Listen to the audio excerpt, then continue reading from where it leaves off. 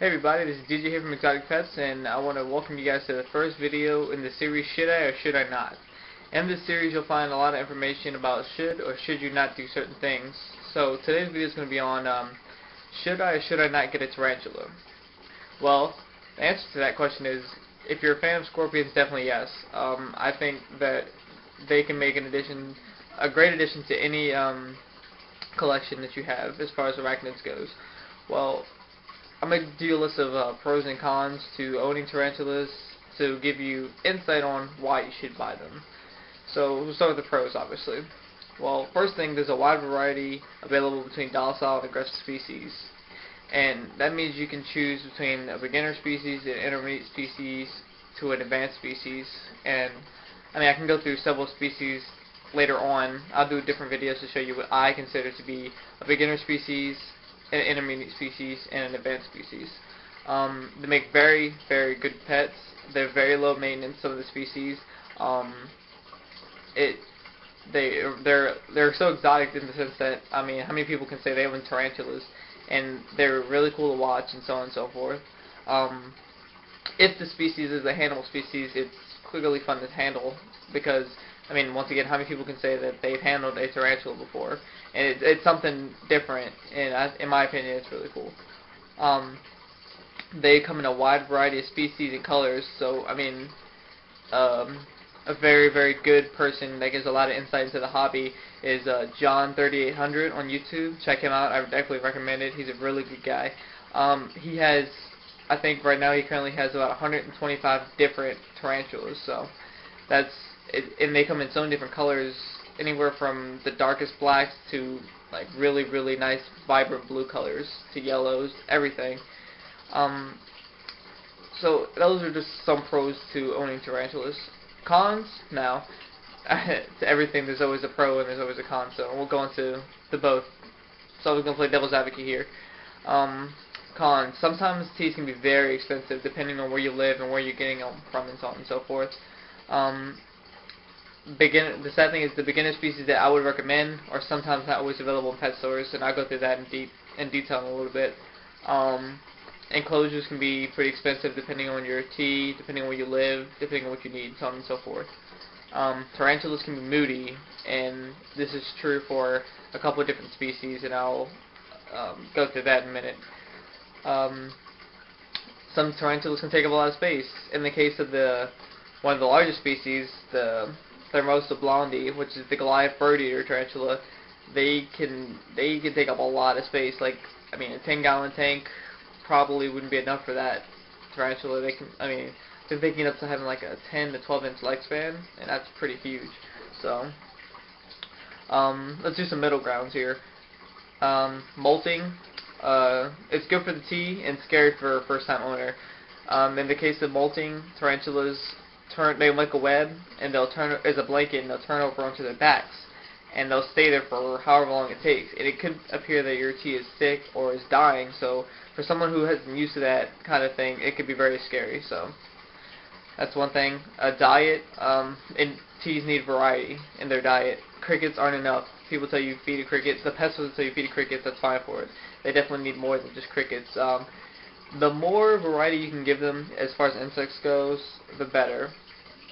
Like, if you can give them the dubia roaches, the superworms, crickets, locusts, if you can get all that stuff and interchange what you give it, that'd be the best thing for your teas, because they get nutrients from every source, every way possible, and it just makes your tea a lot happier and a lot more healthy. Overall, teas can be a quite awesome pet if properly cared for, and they're low maintenance, like I said before. So we'll go into some information about what I consider to be beginner species for, like I said, beginner coming into the hobby, or just wanting to own a tarantula for the first time. People say that the Grammostola rosea, which is the Chilean rosehair tarantula, which is probably the most common and readily available species of tarantula available in the pet stores right now, it's not a very good beginner species, because it's a very moody species. I can explain to you. I own 3 of them, and 2 out of the 3 I don't have a problem handling, but my 1 gives me some issues sometimes. He's not a very good handling guy. So that's the thing about those. And they have these mood swings a lot. They have a lot more bad days than they do good days. So that's why I don't recommend them as a very good species. I own a sling to the Brachypelma albopilosum, which is the Honduras curly hair tarantula. Those are the best, hands down, handleable tarantula you can get next to the Brachypelma smithi, which is the Mexican red knee, which I will be getting hopefully within the next 2 weeks. So, and they're really pretty tarantulas as well, and they have a lot of cool colors on them, and hopefully when I get it, I'll do a good video on it. Let's see what else. Yeah, pretty much your Brachypelmas, or I think the Brachypelma vagans isn't a very good one to have, and if I'm not mistaken, the vagans should be the Mexican red rump, and those can be moody as well, and they're not very good handleable species. What else do we have here? As far as color goes, I have the Costa Rican tiger rump, which I just got yesterday. That species is not a handleable species in the sense that it's very fast and very skittish, but it's very pretty, and the tiger stripes that are on it, and the colors, it's a nice orange color, and it has the nice tiger stripes on the back of it. Let's see, what else we got miss here? Yeah, my species that I own are very low maintenance tarantulas. Once I set the enclosure up, it's fine. Like, they don't mess it up a lot. Like, they'll web it, but that looks cool to me when they web it up. As far as waste goes, it's very minimum. They're very clean creatures. If you don't overfeed them, you won't have a problem with mites and things like that. And they don't smell, they don't attract bugs of any sort. I mean, pretty much, if you're a fan of scorpions, this is something that you should definitely venture off into, because I know that when I got my first scorpion was obviously it's most people's first scorpion. I had gotten the Pandanus imperator, which is the emperor scorpion, and it started with 1, and then I got another one, so I had 2 emperor scorpions.